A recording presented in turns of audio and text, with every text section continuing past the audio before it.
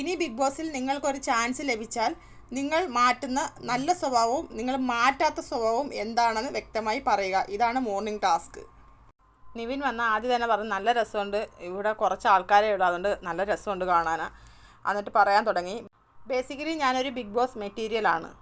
ഒറ്റ നോട്ടത്തിൽ തന്നെ പലരും എന്നോട് പറഞ്ഞിട്ടുണ്ട്. എൻ്റെ ഒരു സ്വഭാവം ഞാൻ മാറ്റാൻ ഉദ്ദേശിക്കുന്നത് എന്ത് പറഞ്ഞിട്ട് പെട്ടെന്ന് ഒന്ന് പറഞ്ഞ് രണ്ടാമത്തേന് വെള്ളം ഒഴിക്കുക, പാലൊഴിക്കുക, ആ സ്വഭാവങ്ങൾ ഞാൻ മാറ്റും. അപ്പം നൂറ ചോദിക്കുന്നത് ദേഷ്യമാണോ ഉദ്ദേശിച്ചത്? ദേഷ്യം എന്ന് പറയുന്നത്. ഫിസിക്കൽ അഗ്രഷനിൽ പാലൊഴിക്കുക, വെള്ളം ഒഴിക്കുക എന്നത് മാറ്റിയിട്ട് ഞാൻ എണ്ണ ഒഴിക്കാൻ ശ്രമിക്കും. അത് ഓൾറെഡി ഉണ്ടല്ലോ എന്ന് നൂറ പറയുന്നു.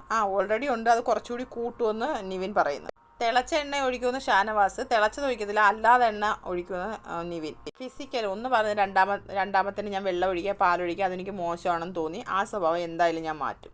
പിന്നെ ഞാൻ ഒരിക്കലും മാറ്റാനായിട്ട് ഉദ്ദേശിക്കാത്ത ഒരു കാര്യം, ഞാൻ ഈ കട്ട് കഴിക്കുന്നതാണ്. അതെന്തായാലും ഞാൻ ചെയ്യും. കാരണം ഞാനത് വീട്ടിലും അങ്ങനെ തന്നെയാണ്. ഞാൻ നേരെ അങ്ങ് കിച്ചണിക്കുള്ളിലോട്ട് കയറി പോകത്തില്ല. ഞാൻ അവിടെയൊക്കെ ഒന്ന് കറങ്ങി എടുത്തിട്ടൊക്കെയാണ് പോകുന്നത്. ഉടനെ ഉള്ള സീസണിൽ വരണ്ട, എനിക്ക് ഏതെല്ലാം സീസണിൽ എനിക്ക് വരണമെന്ന് ആഗ്രഹമുണ്ട്. ഇനി ഒരു 6 മാസം കഴിഞ്ഞുള്ള സീസണിൽ എനിക്ക് വരണമെന്ന് ആഗ്രഹമുണ്ട്. അപ്പം ഞാൻ മാറ്റാൻ ഉദ്ദേശിക്കാത്ത ഒരു കാര്യമുള്ളത് ഞാൻ കട്ട് കഴിക്കുന്നതാണ്. ഇത്രയും ദിവസം മലയാളികൾ എന്നെ ഇവിടെ നിർത്തിയിട്ടുണ്ടെങ്കിൽ ഞാൻ പിന്നെ എന്തിനാണ് എൻ്റെ സ്വഭാവം മാറ്റുന്നത്? ഐ നെവർ എവർ, ഞാനത് മാറ്റത്തേയില്ല.